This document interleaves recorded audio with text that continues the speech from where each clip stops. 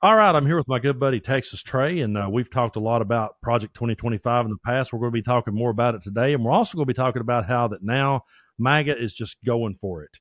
I have got this clip of Steve Bannon where he is just coming completely off the rails, saying all the quiet parts out loud.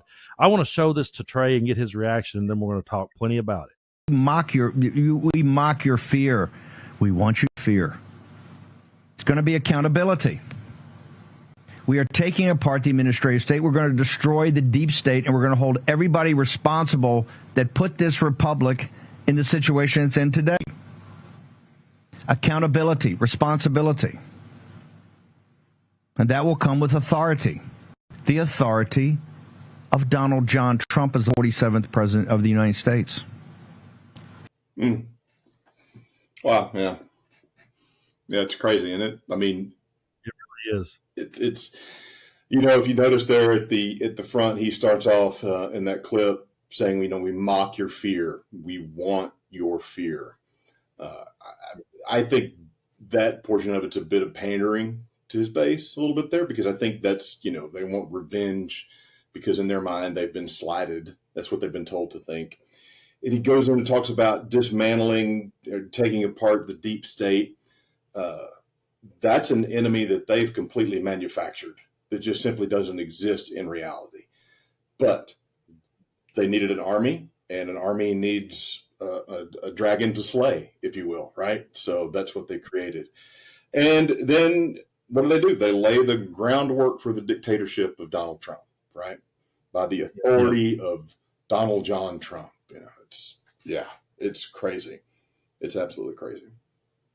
It really is. And, he's definitely pandering to the base right there a whole lot. He's trying to get people worked up, and they love that this goes back to like 2016 when you had the whole lock her up chance. It's pretty much the same thing now. They're wanting to see retribution. They're wanting to see revenge. So that's what Donald Trump's presidency is, if he's reelected, is going to bring to the table, is just all revenge and retribution. Now, I realize that he's just trying to get his base and, stirred up and everything. But my concern is the fact that people will sit back and listen to this, and they will accept it, and it becomes normalized. And that's the part that really concerns me.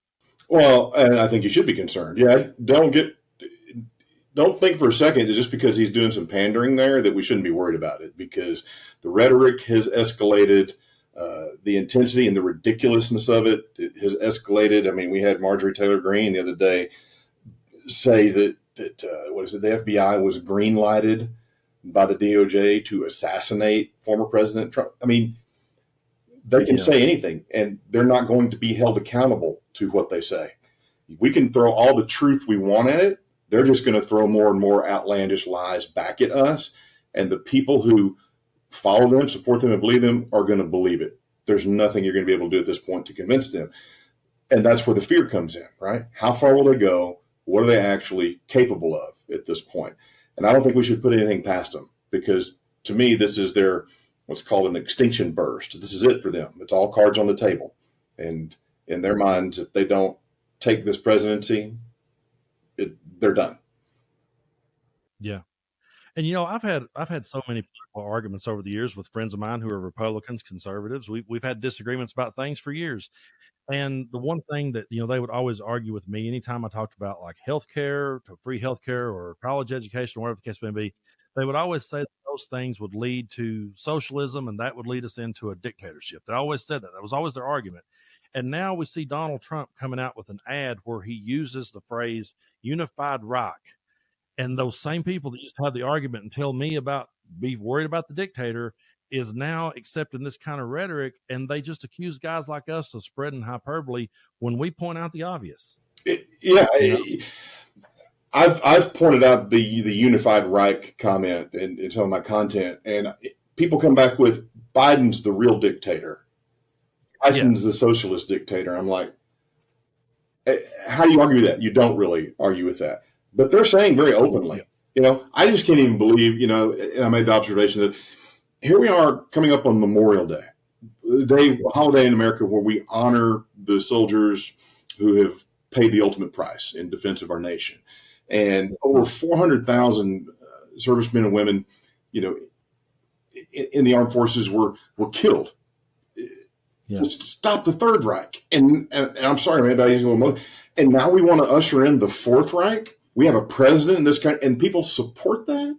I mean, this is so unbelievably far from the Republican Party that I grew up knowing for decades. I mean, this is not Republican. This is, and I know some people argue that it is, and it was just never, obvious. Maybe so.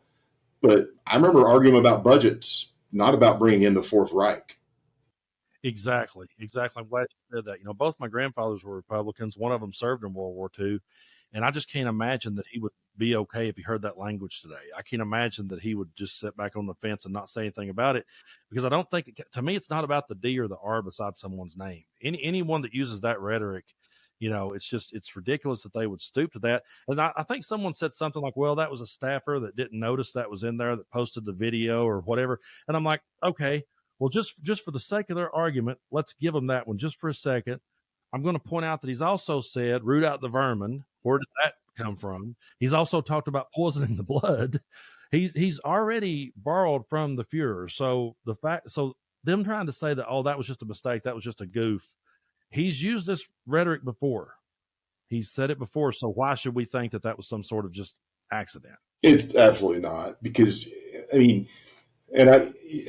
nothing happens without Donald Trump's approval, knowledge, or consent. He made that very clear early on in his company. Do you think a control freak like that is just going to leave it to, I just slipped in somehow?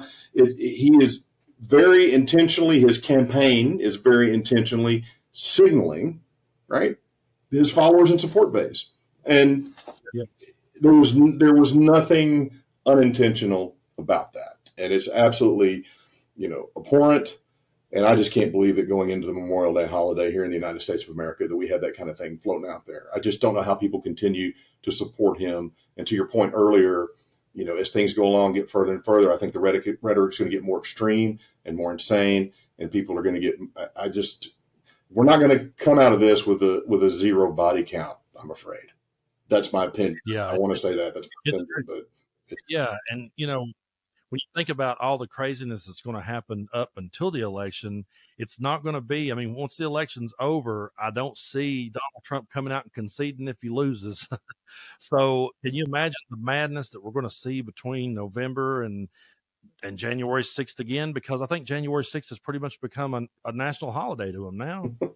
Yeah, a day of mourning, if nothing else, right? It's yeah, I absolutely agree. As insane as things are going to get between now and the election, the insanity is really going to start the day after. He's not going to concede. The rhetoric will increase, and I also believe that they're intentional in stirring up their base like this. I believe that they're preparing them in some way. They want them to go out. As much confusion and chaos as they can inject into the process post-election, the better chance they stand of accomplishing their goal of installing him as president. And so January 6th was a dry run. It was a trial. Anything else, whatever happens after election between then and it's going to be much more well coordinated and well rehearsed.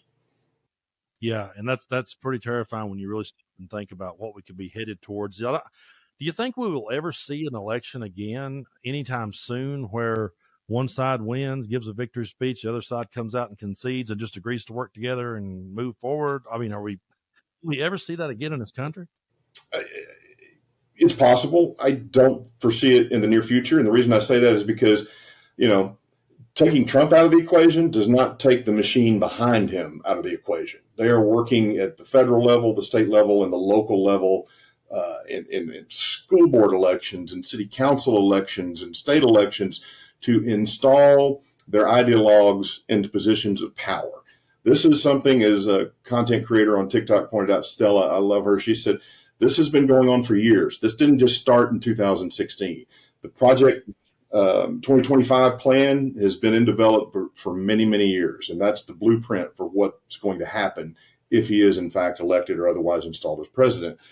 I don't know that we'll get back to, any sense of normalcy anytime soon, I'm afraid. I think that this election comes down to a candidate and a party that at least gives us the chance to live and fight another day in hopes of working out our differences, and a candidate and a party which is going to create a totalitarian, dystopian future for this country. We won't get that opportunity. Exactly. And in Project 2025, they basically lay out that they want to hand all the reins of power over solely to the president. And I think a lot of people hears Donald Trump saying the things they want to hear, and they say to themselves, oh, well, that's good because he's saying what I want to hear. But do they think that he wouldn't just turn that right back on them? I mean, you give a guy power like that, that's like Dr. Frankenstein. It's creating a monster. And I don't think they realize the monster they're creating when they say, oh, yeah, we're cool with him being dictator on day one. We're cool with that. I don't think they realize the monster they could create, because at the end of the day, we know deep down he doesn't love them. He's just using and manipulating and exploiting them at every chance he can get. Absolutely. And it just shocks me that they continue to buy into it. And I don't think at this point anybody's mind is going to change. If you're a diehard Trump supporter, that's what you're going to be. There's no going back there, in my opinion. It's not going to be until it's too late, until he turns on his supporters after he's taken the presidency. And I absolutely believe that he will, because he can't stand them. They're either too willfully ignorant or too stupid to recognize that. He's not going to be inviting them to Mar-a-Lago to hang out with him and have parties. He's not going to be inviting them to the White House to consult with them. And he's just, as you said, using them. They're a means to an end. And he has no sense of loyalty to them because it's all about him. And he's proven that over and over again. Yeah. That's what's so scary is they don't see how that he's just been about himself the entire time, because he keeps driving home the point to them. I'm doing this for you. I'm doing it for you. And that really should, terrify anybody that he's using that kind of rhetoric, because anyone that would say that is clearly manipulating you. I really believe that. Yeah, he's making himself a martyr, right? He wants, I am your savior. You need to put your trust and faith in me because I am doing this for you. I'm sacrificing myself for you, and I'm the only one that can accomplish this. That's basically the message. And they believe it. And I do not he is completely and quite skillfully, I might add, manufactured this entire narrative, which is built on lies and disinformation and misinformation, that there's a deep state and an enemy lurking out there, and I'm the only one that can dismantle it, and you guys are going to help me, and you have got to put me at the front of this so I can make this happen. And you know what? If they take me out, then I'm standing in between them and you. It is an insane cult-like message that he's delivering. It truly is, man. And like you said, it's only going to get crazier as we go toward the election. It's going to get crazier after the election is over, leading up to the next inauguration. It's going to be crazy. Like, I don't know if we'll have, like you said, normalcy, if we'll ever see it quite the same, because I think for years, man, I think once the dust settles from all this, I think people years from now, once you and I are long gone, I think there's going to be people look back at this time in American history and study it, and study the psychology behind how this guy was able to do it. I mean, I'm not trying to give him any credit, but like I heard one person say that when it comes to like grifting, he's Picasso. It's like he was able to manipulate so many people. And I think once the dust settles from all this, I think people will look back at this time and it'll be a time that will be studied for years to come. I absolutely agree. I think there'll be entire history courses built on this time period in his presidency in 2016 and anything that happens, it's happened since. But here's the thing. Will they learn from it? Because there's been a tremendous amount on study on Hitler's rise to power, and the parallels are unreal in terms of how he consolidated power behind him and rose to prominence in Germany and was ultimately able to, legitimately be elected and then consolidate all the power into his hands. I don't know. It's like nobody read a friggin' thing. I know. I heard someone say this a couple of days ago, and I hope I get it right, but they said, the old saying is, those that don't learn history are doomed to repeat it. Those that don't study their history is doomed to repeat it. It said those that don't want you to learn history intend to repeat it. Man, I could not say it any better. I think that's absolutely right. I think that's where we're headed, but we're going to be still here, man. We're going to keep calling it out as long as we got platforms to do so. Me and Texas Trey will be here trying to call it out and just talk some, common sense and use the voice of reason. I think it's needed in this day and age. And so, Trey, thanks again for coming on the channel, and let's do this again soon. All right, man. Hey, thanks for having me. It's great to see you, Brandon.